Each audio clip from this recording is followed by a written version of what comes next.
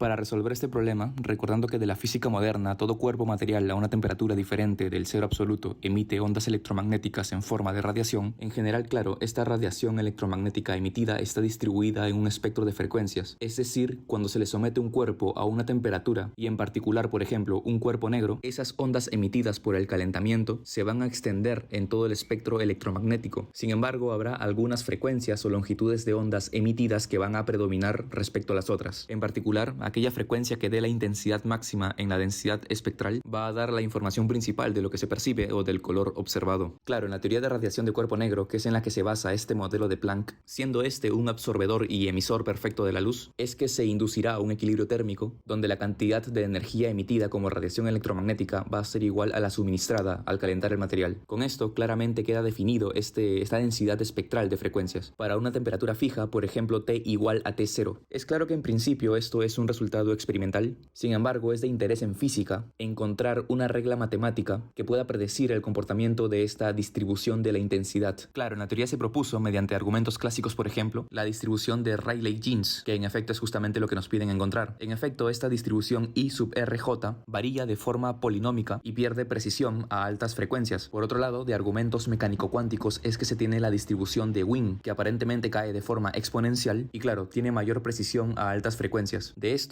y de aquí viene el dato, es que también por argumentos de cuantización de la energía, Planck sugirió que la intensidad espectral que gobierna el cuerpo negro es justamente el producto de las dos anteriores, con lo que ya es explicable esta forma de campana. Primero se hace un crecimiento polinomial y luego un decaimiento exponencial, con lo que queda claro que ese I supra P sub T es igual a ese I supra RJ sub T por I supra W sub T, es decir, la distribución de Planck vendría a ser el producto de estas dos distribuciones. Por otro lado, del dato del problema, se nota que tenemos la intensidad espectral en términos de la longitud de onda. Sin embargo, nos piden obtener la aproximación de Rayleigh-Jeans usando bajas frecuencias. Evidentemente, esto significaría tomar un límite al infinito en la longitud de onda, y siendo este un procedimiento no tan agradable, es preferible primero hacer el cambio a términos de frecuencia para luego tomar el límite cuando las frecuencias sean pequeñas, a cero. Sin embargo, esto no es simplemente reemplazar la longitud de onda en función de la frecuencia, pues claro, si bien se trata de una función matemática, el significado físico de interés es la densidad de energía que trae consigo esta relación. Por consiguiente, ya sea en términos de longitud de onda o de frecuencia, el producto de las distribuciones espectrales por esa diferencial para un caso de longitud de onda y para el otro caso de frecuencia, claro, debe dar la misma densidad de energía a una cierta temperatura definida en una longitud de dominio, diferencial de frecuencia o diferencial de longitud de onda. Lo que queremos es entonces hallar esta densidad espectral en términos de la frecuencia y tomar su límite. Ahora bien, claro, nos importa la expresión a integrar, con lo que podemos hacer un cambio de variable como si estuviéramos trabajando con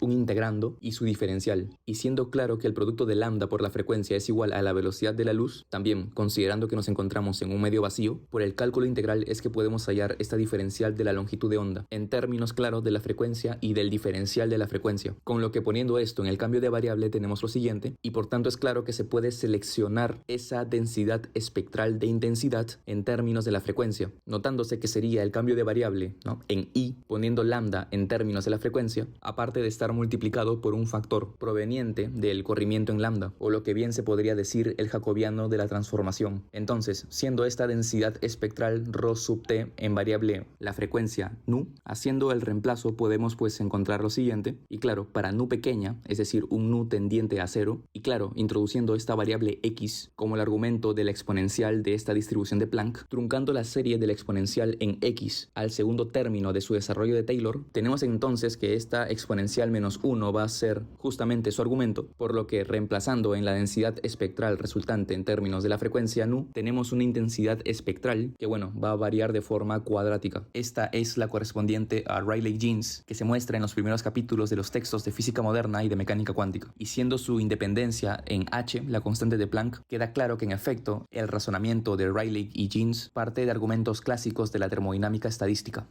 Por otro lado, para el siguiente inciso se demuestra que, claro, a medida que se da ese equilibrio térmico a mayor temperatura, aparte de que se va a trasladar esta densidad espectral, se va a tener experimentalmente que el máximo justamente de esta densidad se va a dar para mayores frecuencias. Por consiguiente, se esperaría, si es que se trabaja en el espacio de las longitudes de onda, que los máximos de intensidad en la densidad espectral se den a longitudes de ondas cada vez más cortas, a medida que aumenta la temperatura. Esto es justamente de lo que se trata la ley de desplazamiento de Wien. Ahora Ahora bien, claro, para hallar la longitud de onda que hace máxima a esta intensidad espectral de Planck, claro, simplemente bastaría con hacer el cálculo diferencial. Aceptamos la sugerencia de hacer el cambio de variable, por lo que es claro que la longitud de onda toma ahora este valor en términos de x. Reemplazando, es claro que podemos pasar este i de lambda a un i de x. Tenemos el factor de interés que va a depender de x y otro factor alfa que va a ser pues independiente de x. Y ahora, viendo que es de interés para nosotros tomar la primera derivada respecto a lambda, claro, podemos usar la regla de la cadena, y al verse también que la derivada de x respecto a lambda toma un valor definido conocido, con lo que claro, obtenemos lo siguiente, donde este beta es ahora otro factor que va a ser también parte del producto con alfa, con lo que se nos es de interés anular el numerador de este cociente. De aquí es que tenemos esta ecuación no lineal, que claro, se resuelve usando métodos numéricos. Sin embargo, siguiendo la sugerencia, es que ya tenemos un valor definido para esta condición. Podemos hacer el reemplazo y obtener la ley de desplazamiento de Wien, que nos dice claro por esa relación inversa, que a medida que aumenta la temperatura, la longitud de onda que hace máxima a la intensidad espectral va a ser cada vez menor, con lo que estos dos incisos ya estarían resueltos.